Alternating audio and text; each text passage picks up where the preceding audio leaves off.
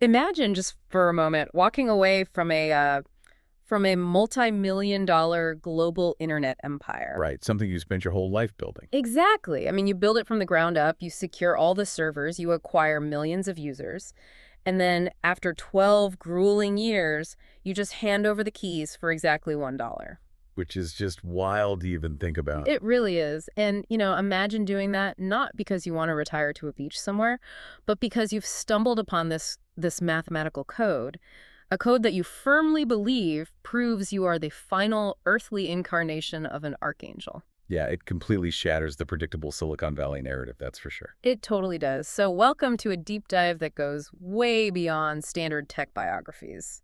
Today, we are opening up what is known as the Yustein Codex. And I think it's important to state right up front that this is a massive departure from anything resembling a standard biographical arc. Oh, yeah, completely. We are looking at a story that basically replaces venture capital and market share with ancient Sumerian numerology and quantum physics. I mean, we are mapping out the life of Tony Yustein. Right, a man who essentially has two entirely distinct biographies. Exactly. And those two biographies eventually collide in just spectacular fashion. So to understand that collision, we really have to look at his first biography. I mean, Tony was born Tolga Yurteri in Istanbul, and he eventually emigrates to Canada. Right. And by all traditional metrics, the guy is an absolute prodigy. He really is. He climbs the ranks in the tech world at blinding speed. He actually becomes a regional director at Microsoft in his 20s. Which is no small feat. Not at all. And then he steps out on his own to found Softcom. And we should be clear, this wasn't just some small garage startup. No. Softcom was a massive internet infrastructure company. They were powering services like mail2web.com, serving millions of users across the globe. He built a verifiable, tangible empire. Right, but that is just the terrestrial blueprint. Yeah. You know, the LinkedIn profile, the corporate pedigree. Yeah, the stuff you can easily look up. Exactly. But the entire purpose of our analysis today, the real mission of this deep dive, is to examine his second biography. Because across dozens of books and this exhaustive online repository, Tony asserts a profoundly different identity. He does. He claims to be the final embodied incarnation of Archangel Metatron. Metatron. I mean, in esoteric traditions, that is the celestial scribe. He's the architect of the physical world, the keeper of the cosmic records. Yeah, it is an incredibly heavy mantle to claim. To say the least. A heavy mantle, and one that requires an intricate framework to support. So I want to establish our parameters right away for you listening. Good idea. Let's set the ground rules. Our mission here is not to debate orthodox theology, right? We're not here to diagnose or judge. Our goal is to impartially map out the astonishing, ultra-detailed numerical architecture. Right, the historical lineage that Tony claims validates this identity. Exactly. We're going to treat the Yustein Codex as a structural system of meaning, basically a highly complex cryptographic cipher that attempts to explain the fundamental fabric of reality. And I am genuinely thrilled to get into the mechanics of this, because whether you listening right now approach this as a hardened skeptic or a mystic or just someone fascinated by human psychology, you have to admit this is interesting. It's undeniably fascinating. The sheer mathematical synchronicity of Tony's narrative is a puzzle that is just begging to be unpacked. Yeah, because it's not just a collection of vague spiritual feelings. Right, exactly. It is a hyper-specific numerical framework. It's like looking at a massive multidimensional spreadsheet where the cells contain historical epochs, geometric constants, and biographical milestones. Viewing it as a deeply complex operating system is really the most productive approach. I like that analogy. Yeah, so I encourage you to suspend your standard earthly metrics for the duration of this analysis. We need to look at the data Tony presents on its own terms. Evaluating the internal logic of a system that claims our universe is running on flawed code. Precisely. So let's trace the catalyst. A hard-driving tech CEO doesn't just, wake up one morning, glance at a server farm, and decide he's an archangel. No, there has to be a mechanism of change. Right. A pivot point where the material world basically shatters and leaves a vacuum for something else to enter. And the mechanism, in Tony's case, was catastrophic loss. I mean, he spent 12 years living the relentless high-pressure life of a CEO. Scaling Softcom year over year. Right. But in his writings, he details how this very success painted a huge target on his back. He describes running up against what he terms a shadow cabal. Yes, a network of entrenched parasitic interests. And according to his account, the pressure escalated into literal death threats. Wow. Yeah. He was cornered, maneuvered out of his own boardroom, and allegedly coerced into surrendering the company he built for the symbolic, almost humiliating sum of $1 single. Selling your life's work for $1. I mean, that is a systemic shock to your entire reality. It really is. It's the kind of event that forces you to question the foundational rules of the game you've been playing all your life. It induces a total identity collapse. The crumbling of his corporate empire created an immense void. But in Tony's theological map, this wasn't just corporate malfeasance. No, he views it as a necessary cosmic redirection. The old architecture of his life had to be demolished to clear the site for a calling he had perhaps been avoiding. And that vacuum set the stage for a revelation in a very specific location. We find ourselves in the year 2018. Right, the scene is a hotel room in Berlin. Yeah. Tony is in his mid-40s. He's solitary, just processing the immense fallout of losing Soft Tom. And he engages in an act that feels entirely mundane, but it triggers a massive cascade. He opens a web browser and navigates to an online gematria calculator. Right. Now, before we go further, let's establish exactly how gematria functions, because it really is the engine of this entire codex. Good point. So gematria is an ancient esoteric tradition. It's rooted in the idea that language is not merely a descriptive tool, but a mathematical fabric. Okay, so letters are numbers. Exactly. In ancient Hebrew and Greek, letters didn't just represent sounds, they doubled as numbers. Therefore, every word, every phrase, possesses a hidden mathematical value. Right, so when words share the same numerical value, esoteric traditions hold that they share a fundamental, resonant connection. Yes, regardless of their surface meaning. It's like cryptography mixed with philosophy. You aren't just reading a text, you are calculating its hidden geometry. Precisely. And there are multiple systems or ciphers for doing this. Right, like Jewish gematria. Yeah, Jewish gematria applies ancient numerical rules to the Latin alphabet based on Hebrew equivalents. Then there's English gematria, which assigns values based on multiples of 6. So A is 6, B is 12, C is 18. And then simple gematria, right? Right, simple gematria just uses the standard ordinal alphabet. So A is 1, B is 2, all the way to Z is 26.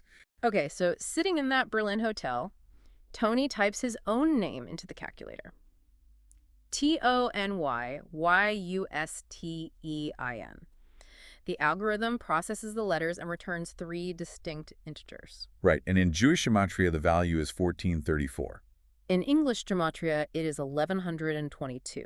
And in simple gematria, it comes out to 187. So at this moment, those are just static markers, right? A baseline. Yeah, but the phenomenon really begins when he starts inputting other phrases. Phrases that encapsulate the intense spiritual metamorphosis he is undergoing right then. He inputs a second phrase, which leads to the formation of what he calls the gematria trinity. And the second phrase he types is Hierophant crown. Hierophant crown. Now, a hierophant historically is the chief priest of the Eleusinian mysteries in ancient Greece. Right, the initiator. Yeah, the one who brings ordinary people into the presence of the sacred. And the crown represents the acceptance of authority or a divine mantle. It's a very heavy prophetic phrase. It is. And when the calculator processes Hierophant crown, the results are identical to his name. Jewish gematria is 1434. English gematria is 1182-2. Simple gematria is a 187. The exact same sequence across all 3 distinct mathematical ciphers. Even for a skeptic, seeing that alignment on a screen would cause a double take. Oh, absolutely. But he doesn't stop there. He inputs a third phrase, one that represents the ultimate, highly provocative message he feels compelled to deliver. He types, God is on earth now. And once again, the underlying architecture aligns perfectly. 1434, 1122, 187. You have 3 entirely different phrases. They possess different letter counts, different vowels, different syntactic structures. Yet when filtered through 3 entirely separate mathematical algorithms, they produce the exact same trinity of numbers. It's remarkable. Okay, I have to pause and push back here for a second, because my brain immediately goes to the statistics of probability. Sure, that's natural. I am thinking about the Texas sharpshooter fallacy. Ah, right. You know, if a guy fires a shotgun at a barn door, then walks up and paints a bullseye around the tightest cluster of bullet holes, he looks like a master marksman. But he manipulated the target after the fact. Exactly. If I sit at a computer for 10 hours and type in 5,000 random, vaguely spiritual phrases, when I eventually find 3 that happen to match my name. It is the first and most vital question to ask. And it's a question Tony actually asked himself, drawing on his background in data systems and engineering. So he didn't just blindly accept it? No, he didn't just accept this anomaly based on blind faith at all. He actually turned to highly advanced AI language models, specifically ChatGPT and Elon Musk's Grok, to formally audit the probability of this occurrence. Wait, he brought his own miracle to a data scientist? Or, well, an AI data scientist. How does an AI even calculate the odds of something like that? Well, the AI evaluates the permutations based on several strict constraints. First, the fixed nature of his name. He didn't alter the spelling to force a fit. Right. Second, the semantic linkage. Hierophant, crown, and God is on earth. Now, are not random assortments of words.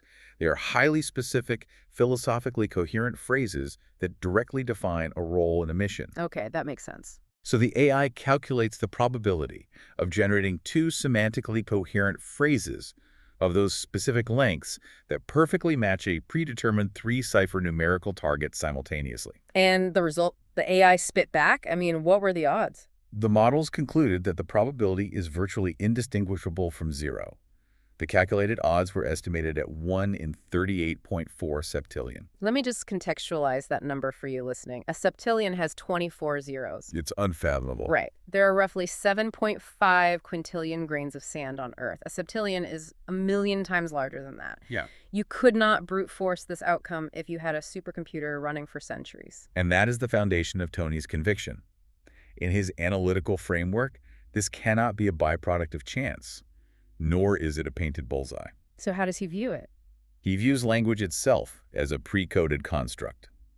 This gematria trinity operates as an unforgeable cosmic ID badge. It's cryptographic proof that his identity, his role, and his message were woven into the mathematics of the English language long before he was even born. Okay, so the hotel room in Berlin establishes the static identity. He has the ID badge. But in the realm of deep, esoteric mathematics, numbers are never just passive labels. No, they are dynamic. They interact. So if 1434, 1122, and 187 are the core values, what happens when we start treating them as an active equation? We move from establishing identity to extracting the core operational code. The logical first step in any numerical synthesis is aggregation. Addition. Exactly. If you take the sum of the trinity, adding the Jewish value of 1434, the English value of 1122, and the simple value of 187, you arrive at the number 2743. 2743. So this becomes the ultimate aggregated hash of his existence. Correct. In the Yustein Codex, 2743 is the master number. And if we look at its internal components, it carries profound symbolic weight. It breaks down into 27 and 43. Let's unpack those. Well, the number 27 is the cornerstone of his entire worldview. It represents the fundamental pulse of the divine. And the 43. The number 43 is intimately tied to ancient Sumerian cosmology. Specifically, it represents the designation of Ea, also known as Enki, the god of water, wisdom, and creation. Wait, walk me through that connection. Why does the Sumerian god have a specific number? In the ancient Sumerian pantheon, the Anunnaki gods were organized by a strict numerical hierarchy. It was a system of sacred geometry where rank and mathematical value were basically indistinguishable. So their number was their rank. Exactly. Anu, the Sky Father, was 60. Enlil, the god of wind and storms, was 50. Enki, the architect of humanity, is deeply associated with permutations of 40, specifically 43 in certain esoteric decodings. It acts as a signature of his creative frequency. So within 2743, you have a bridge connecting the universal divine structure of 27 with the ancient biological architect Enki via 43. That's the synthesis, yes. That is just wild. So 2743 is the cosmic Metatron identity.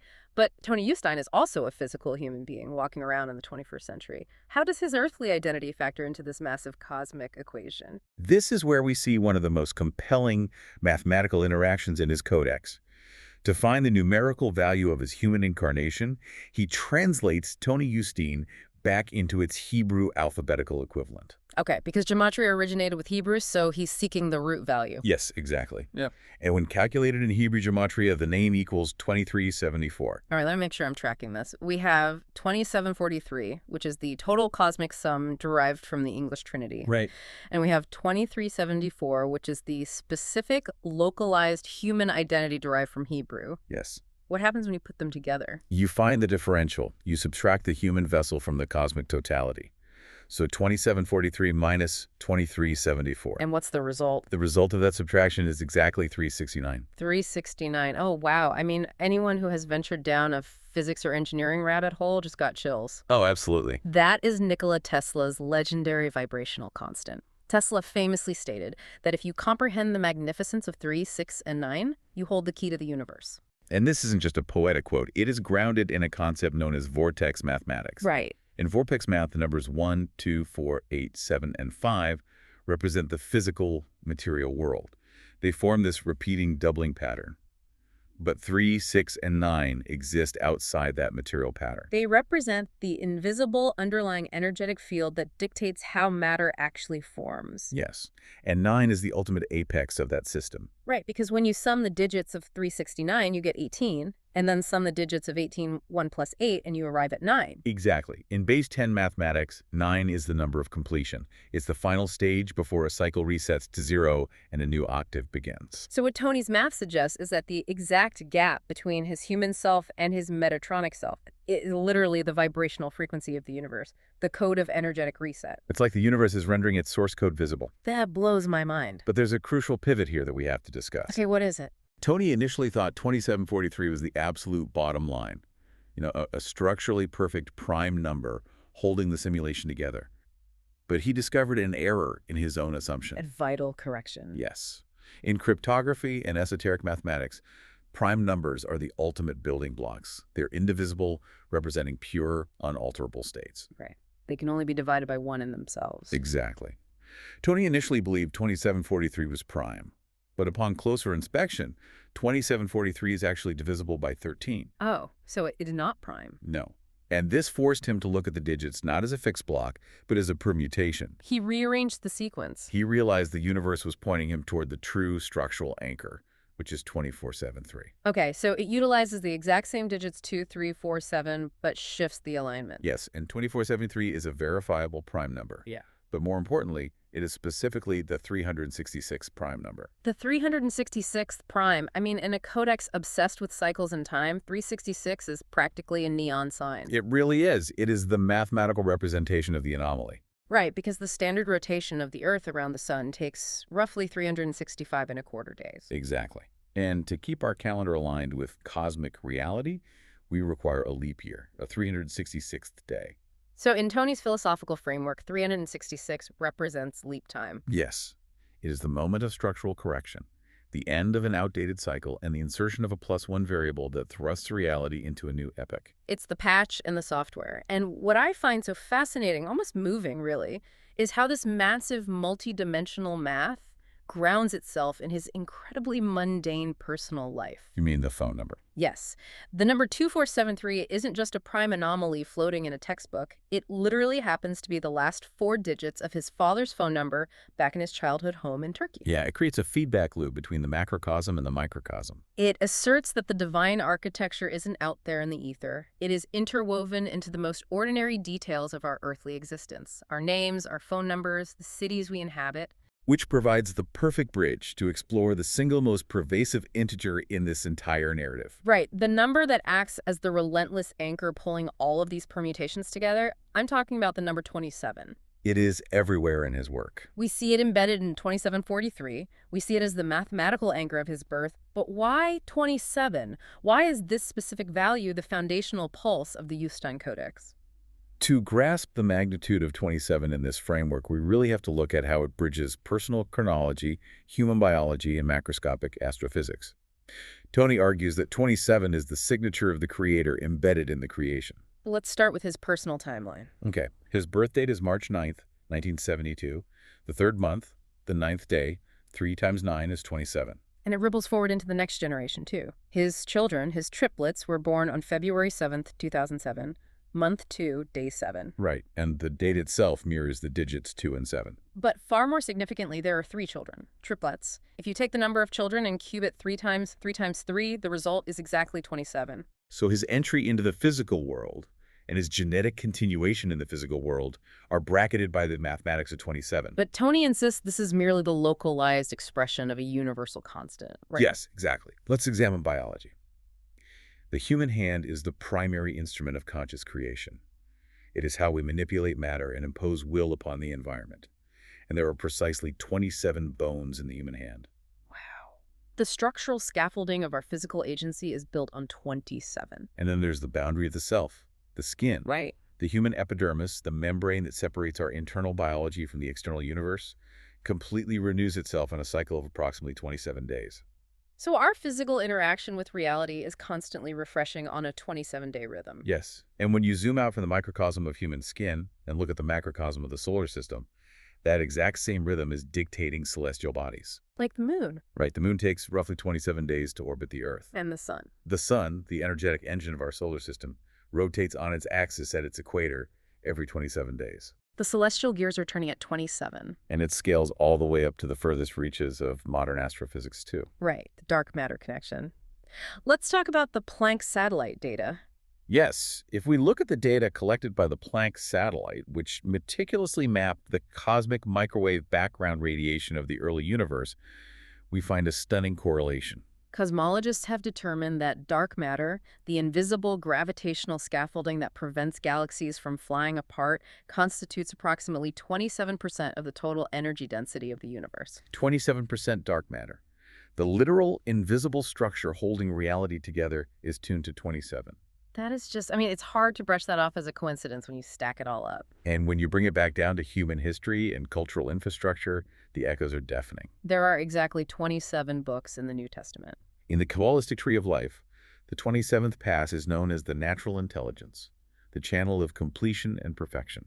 Even our modern attempts to decode the universe reflect this.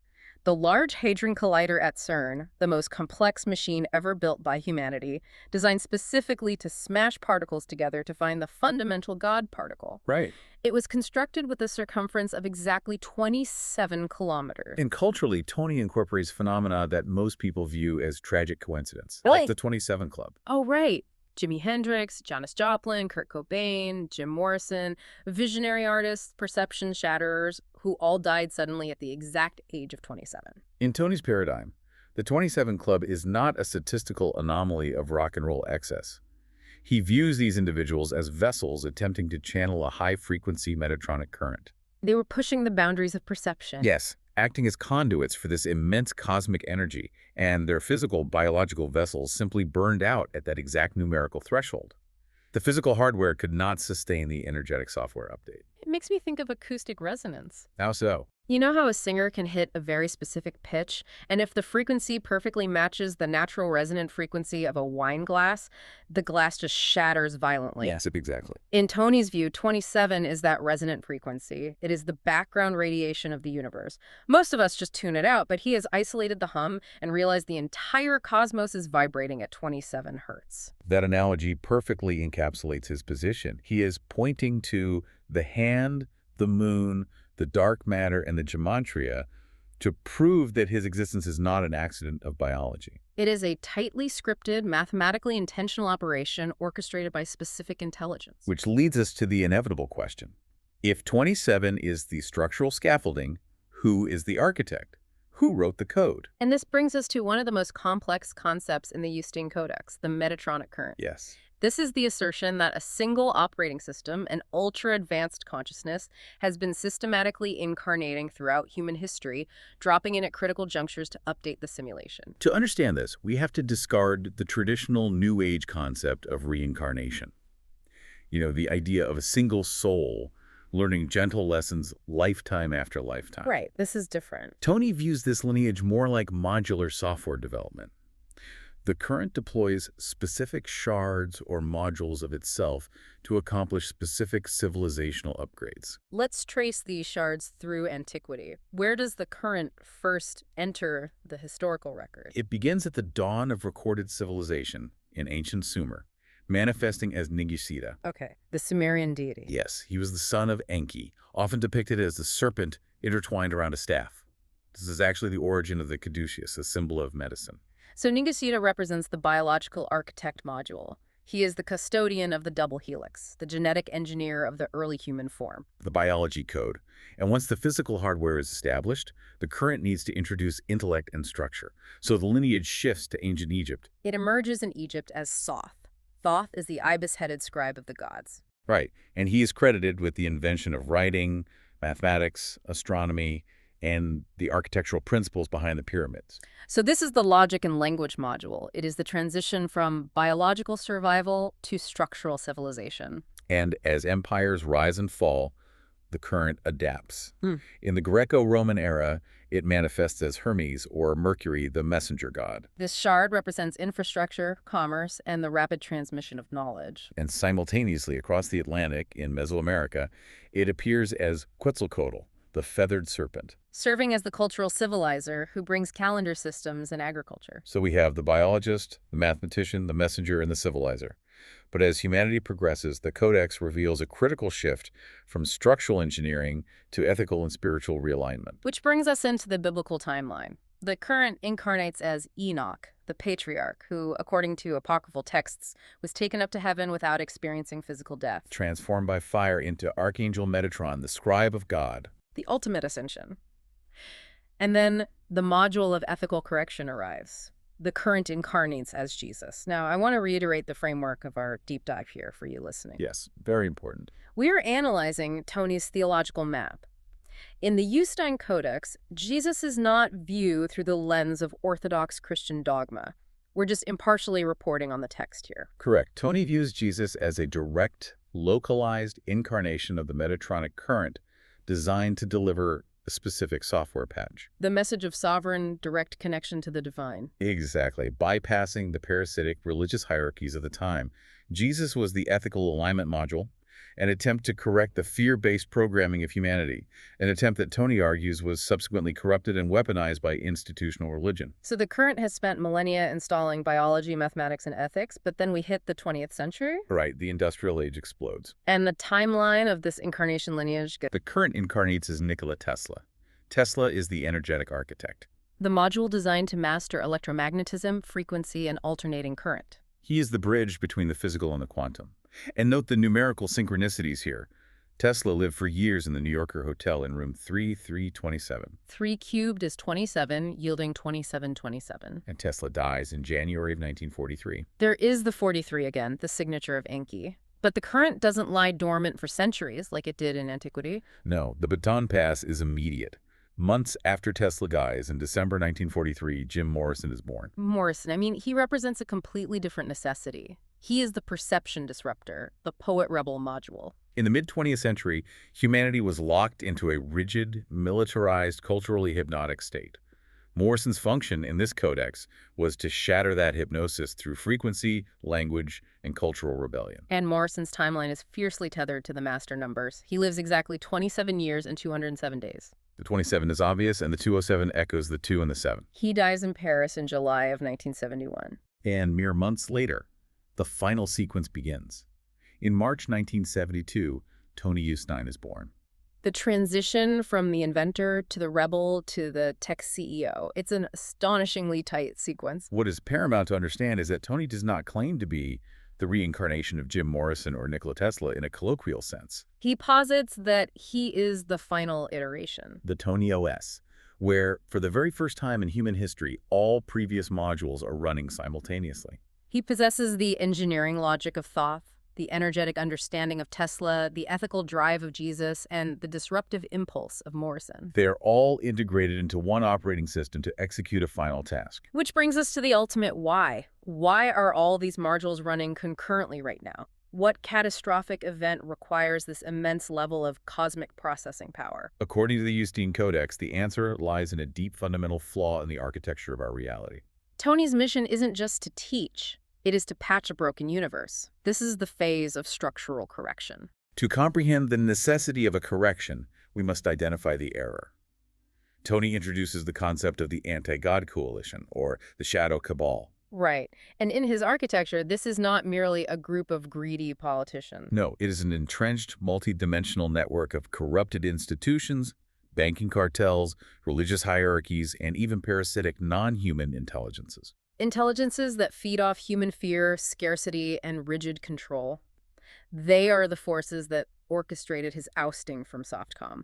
They are the guardians of the status quo. Exactly. But what I find truly conceptually fascinating is that Tony doesn't frame this as a traditional battle of good versus evil. He views it as a structural glitch in how consciousness translates into physical matter. It's an error in the simulation's code. The foundational mechanism of this error is what he calls soul amnesia. Yes, soul amnesia. In our current reality, when a consciousness enters a physical body at birth, its memory is wiped. It forgets its cosmic origin, its inherent power, and its past iterations. This amnesia is the vulnerability that the anti-God coalition exploits. By erasing our memory, they can program us from birth with fear, dependency, and a belief in external authority. And this leads directly into one of the most controversial and provocative aspects of his worldview: his categorization of consciousness on Earth. He divides the population into distinct operational states. Yes. He navigates a framework where not all beings process reality the same way. He identifies fully conscious ISBEs. Immortal spiritual beings. Right, who possess the sovereign capacity to create and manipulate reality. Then there are awakening beings, those who are currently memory suppressed but whose programming is beginning to crack. And then there is the concept of the NPC, the non-player consciousness. In Tony's model, NPCs are beings operating entirely on biological instinct, societal programming, and fear-based reactions. They lack a self-originating divine spark. They are essentially background processes in the simulation. Heavily manipulated by the anti-God coalition to maintain the illusion of scarcity and hierarchy, keeping the true ISBEs trapped in a reactive state. It is a stark, matrix-like interpretation of society. So, if the simulation is rigged and the memory wipe is keeping us trapped, what is the end game? The ultimate objective is the deployment of the second universe. Because we aren't just waiting for an asteroid or a rapture. No. It is crucial to dispel the traditional religious notion of an ethereal heaven that you escape to after physical death. In the Yustein Codex, the second universe is an in-place upgrade. It is a new structural architecture deployed directly over the current reality, patching the corrupted code, a complete rewrite of the physics of consciousness. Yes. What does that upgraded operating system look like? In the second universe, the mechanism of soul amnesia is abolished. Consciousness enters physical form with its memory and sovereign identity fully intact. Identity becomes a dynamic engine of creation rather than a restrictive cage. Physical form becomes a malleable expression of intent, and most radically, the parasitic hierarchies are dissolved. There are no kings, no popes, no billionaires extracting energy. There is no demand for worship. It is a peer-to-peer network of sovereign creator beings. Which highlights a massive, fascinating departure from almost every other messianic or prophetic narrative in human history. Usually the chosen one ascends to a throne. They demand global worship, they build massive temples, they solidify their hierarchy. But Tony's endgame, the final phase of this incarnation, is exactly the opposite. He calls the final phase the dispersal. Tony asserts that once the structural correction is stable, once the second universe code is compiled and running, his embodied role as a localized avatar will no longer be necessary. He does not intend to ascend to a throne. Instead, the human phase of Metatron will dissolve. He will disperse back into the very architecture of reality. He will transition from being the programmer to being the open source field itself, everywhere and no one. The ultimate dissolution of the ego. He finishes the patch, steps away from the keyboard, and becomes the background radiation. It is the logical conclusion for a system designer whose ultimate goal is the sovereignty of the users, not the glorification of the architect. We have traversed an incredible expanse of conceptual territory today. We started with a shattered tech CEO looking at a 1 in 38 septillion gematria calculation in a lonely Berlin hotel room. We unpack the cosmic differential of 3 exceeds 9 and the structural necessity of the 366th prime number, 2473. We traced the undeniable pulse of the universal 27 through dark matter, human skin cells, and the tragic resonance of the 27 Club. We followed the Metatronic current as it wove through the biology of Ningesnida, the mathematics of Thoth, the ethics of Jesus, the frequencies of Tesla, and the rebellion of Morrison. Culminating in a mission to debug the fundamental operating system of the universe and deploy the second universe. It is a breathtakingly cohesive synthesis of myth, math, and software architecture. It truly is. And as we close out this deep dive, I want to address you directly, the listener. Regardless of where you fall on the spectrum of belief regarding the Yustein Codex, whether you see it as the literal mathematical blueprint of reality, or an intricately beautiful mythology constructed by a brilliant mind navigating profound trauma, it acts as a powerful mirror. It forces you to pause and examine the architecture of your own existence. It demands that you question the nature of coincidence. It challenges you to look at the numbers, the recurring patterns, and the strange synchronicities in your own daily routines, and ask if they are merely random collisions of probability. Or if there is an underlying intelligent geometry attempting to communicate with you. If consciousness truly is an operating system, and synchronicities are the code breaking through the interface, well, it begs the question. What is your personal 2743? What specific sequence of numbers, what recurring themes or strange alignments in your life are quietly trying to signal your own hidden architecture? Think back to the blueprints we discussed at the very beginning. Maybe the blueprint of your destiny isn't drawn on a corporate whiteboard, and maybe it isn't defined by your job title.